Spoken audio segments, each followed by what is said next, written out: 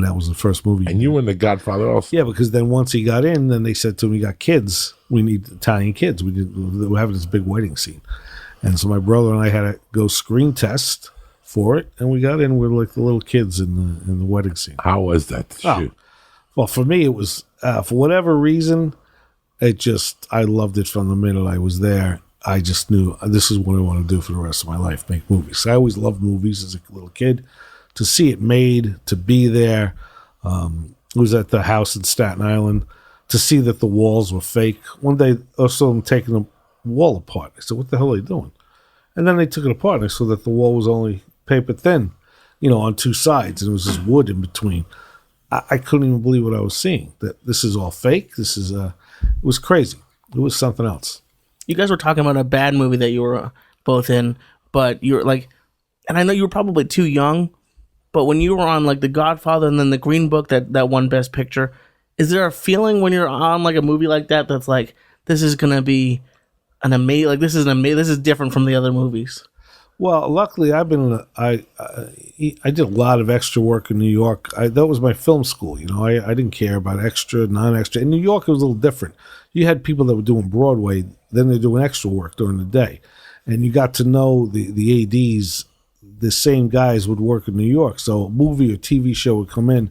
It's the same guys. So after a while, doing so much extra work, they get to know you. They see who has a brain on their head, who's not an idiot. Talking all the time.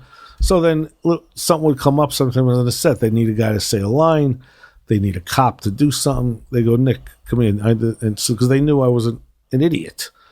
But so doing the extra work, I learned, I watched, I stood back. But I was in The Godfather. That was when I was a kid. But then when I got older, I was in things like Pritzizana. I was in Goodfellas. I just What'd you do with Goodfellas? Sidney Lumet film. I did. I can't think of the name of it, with Sean Connery and Dustin Hoffman. Just every film that they did in the city, I was in it somewhere. Goodfellas. I was. My father's got a good part in Goodfellas. He was in the whole movie, but I was there for the Copa scenes. I was supposed to be part of Ray Liotta's crew. Like he had his own little crew of young guys. So we're in the Copa scenes. You don't really see me. And then I was in the prison scenes, and I'm with Ray. We shot some stuff that didn't make the movie, but when his wife comes in, I'm sitting like behind him, watching him from a tail. I'm right there with him. We did a bunch of stuff there. So I didn't get a chance to talk to Ray when we saw him last. But yeah, I did that with Ray Liotta. Now, how long? Your dad passed in 2013. Yeah. 2013, and I'm sure he's missed by a lot of people and whatnot. How long had you been discussing the script? For Green Book, well, I interviewed him in like 1989, 90. Who's that? Your dad? My father. And then I tape recorded up a cassette, Then he said, "Okay, well, we got to talk to Dr. Shirley. You got to get his side of the story, and we got to get his approval, what he'll let in or won't let in." So I started having long phone conversations with both of them on the phone, In those days, you had the extension, one phone in one room, another phone in another room. And I took tons of notes, and he told me what was what. He told me about the trip, and he said, "The only people on this trip are me and your father. So I never want you to talk to anyone else about me. Don't ever talk to my family. This is it. What I tell you, that's it. You got to promise me that. I don't want anything about the rest of my life in it." Because maybe he was thinking of doing his own book or his own movie. Because people say, "Oh, it's not enough about him." It's exactly what he wanted in. So all that criticism, "Oh, it's about your father." Well, yeah, of course it's about my father. He told me the story. So I'm telling you from my father's perspective, how this guy from the Bronx went on this trip with this genius piano player. But I didn't have more Dr. Shirley in it because he didn't want it. He said, I only want you to tell from when I met your father to when we were on the trip together." So that's what we told. And he also was a psychology major. He studied it, and he would tell me that he would say things just to push my father's buttons to see how he would react. Because he said, "I never met anyone like your father before." So some things he might have said or done, maybe he didn't really say or do. outside of that, but he told my father. So I just put in what he told my father and me.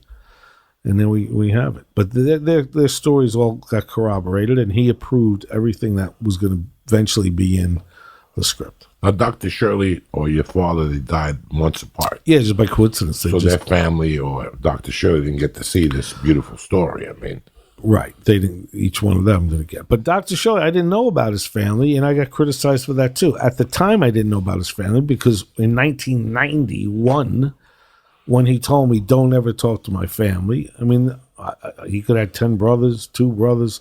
The only brother he had mentioned was once. So he told my father, "Yeah, I got a brother somewhere."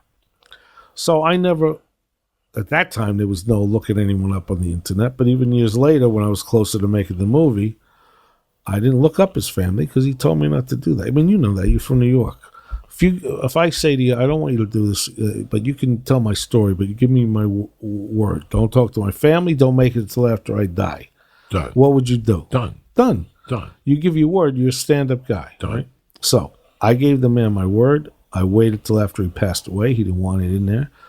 Anything done till after that. And I also didn't reach out to anyone because that's what he asked me to do.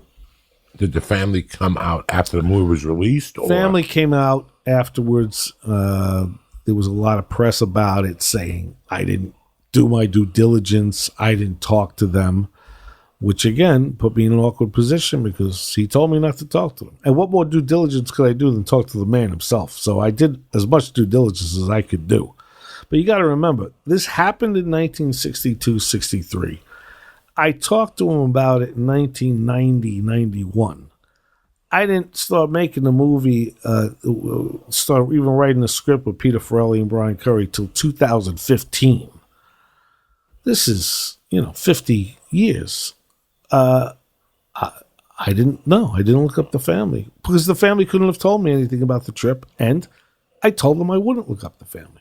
So they were upset, and I felt bad about that.